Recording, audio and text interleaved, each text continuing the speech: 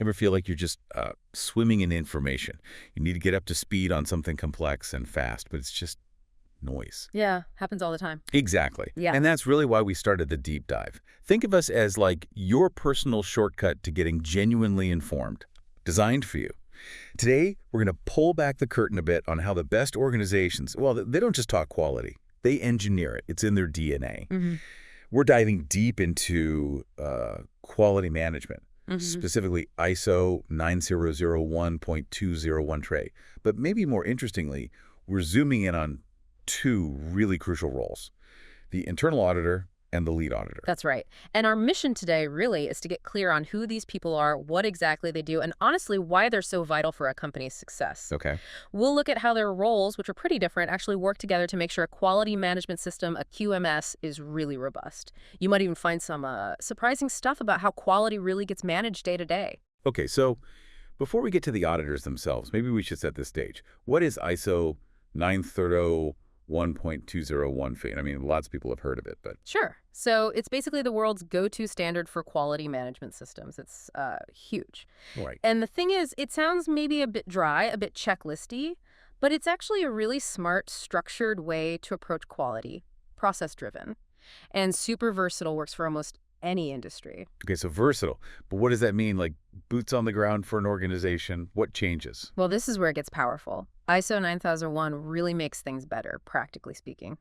First off, customer satisfaction. That's front and center. Okay. The whole system is geared towards making sure customer needs are met consistently. And that builds trust, boosts reputation, Makes sense. Then there's consistency and control. It pushes for standardized procedures, which means less variation, fewer errors. You get predictable, high-quality results time after time. That's huge. Yeah, predictability is gold. And it also drives a shift towards risk-based thinking. So instead of just reacting when things go wrong... Putting out fires. Exactly. Instead of firefighting, organizations start asking proactively, what could go wrong? How do we stop it before it happens? It's about prevention, better decisions, making the whole organization more resilient. Okay. And it's not just about paper processes. It really emphasizes strong leadership commitment and getting employees engaged, everyone pulling together for improvement. Right.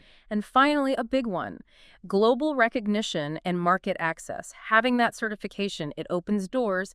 It's often required for big contracts, especially international ones, adds serious credibility. Okay, those benefits sound really solid, genuinely transformative, potentially. Yeah. But let's be real for a second. Where does it go wrong? What are the pitfalls?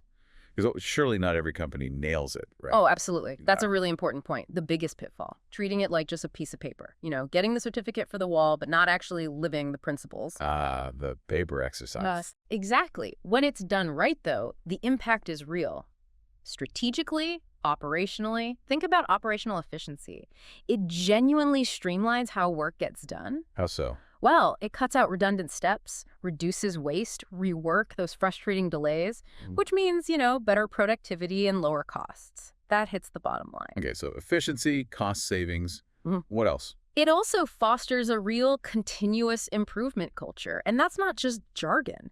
It encourages constantly looking at how things are done, getting employees involved in finding and making improvements. So bottom-up innovation. Yeah, exactly. It fuels innovation, drives long-term growth, and it's all backed by data-driven decision-making. You're using metrics, KPIs, key performance indicators to see what's working, what's not. That means smarter management decisions, better forecasting. Gotcha. And we've seen some pretty amazing real-world results, like manufacturing firms cutting defects by 40%, boosting delivery times by 25%, or construction projects hitting zero non-conformities, basically, perfect handovers. And even healthcare seeing like a 30% jump in patient satisfaction. It really shows the potential when it's embraced properly. Okay, that's tangible stuff. And when you connect those operational wins to the big picture strategy, it means better product quality, cost savings, boosting profits, a stronger brand reputation, more innovation. Ultimately, it's about sustainable success, managing risks effectively. When it's done sincerely, it shifts a company from like reactive to proactive, inconsistent to reliable, average to, well, exceptional. It is a game changer, but yeah, it takes real commitment. All right, great foundation. So now let's zoom in on the people making it happen, the quality detectives, as you might say. Let's start with the internal auditor. Who is this person? What's their main gig? Okay, so the internal auditor, this is someone qualified who works inside the organization, part of the team. Right, in-house. Exactly. Their primary job is to conduct regular internal audits, basically checking how what their own quality management system is performing against the ISO 9001 standard and, the company's own rules. So they're the internal eyes and ears for quality. Precisely. Keeping a finger on the pulse of the system. And their key responsibilities are pretty broad. They plan and actually do these internal audits. They assess compliance, are we following the rules? Both ISO's rules and our own internal policies. Yeah. A huge part is identifying non-conformities anywhere the system isn't meeting requirements, but also pointing out risks and opportunities for improvement. That last bit is crucial. Right, not just finding fault. No, exactly. Then they report these findings up to management. And importantly, they follow up to verify that corrective actions actually worked, that things were fixed properly. That sounds like a job needing some specific talents. What makes a great internal auditor? Beyond just knowing the standard, what's the secret sauce? It's a good question. Beyond knowing the ISO 9001 clauses inside out, which is table stakes, it's the real superpower. Strong analytical and critical thinking. Being able to dig deep, understand the why behind things. They also need to be really objective in how they observe and report. No biases, just the facts. Yeah. And communication skills, both talking and listening, are huge. They interact with everyone. Plus, good time management, juggling audits and follow-ups. It's a busy role. So, okay, bringing it back to the listener. Yeah. What does this mean for you? Why is this internal role so important for how a company actually operates? Well, they're critical because they ensure the QMS is actually working day to day, as intended. They're like the organization's internal health check. Ah, okay, like a regular checkup. Exactly. They catch weaknesses early before they become big problems. They actively drive improvement by feeding back what they find. And crucially, they get the organization ready for those tougher external audits. Okay, that makes sense. The internal checkup. So if the internal auditor is the in-house doc, who's the specialist, called in for the big independent assessment, that sounds like the lead auditor. That's a perfect analogy. The lead auditor is also a highly trained pro, but the key difference, they usually work for an external third-party certification body. The outside expert. Right. Their job is to lead an entire audit team during those major external audits, the ones for getting certified, or keeping certification through surveillance or recertification audits. They bring that vital impartiality. Okay, leading a team. So their responsibilities must be bigger picture. Definitely broader scope. They manage the whole audit engagement, planning everything, preparing checklists, assigning tasks to their team auditors. They run the formal opening and closing meetings with the company's top management. High-level stuff. Yeah.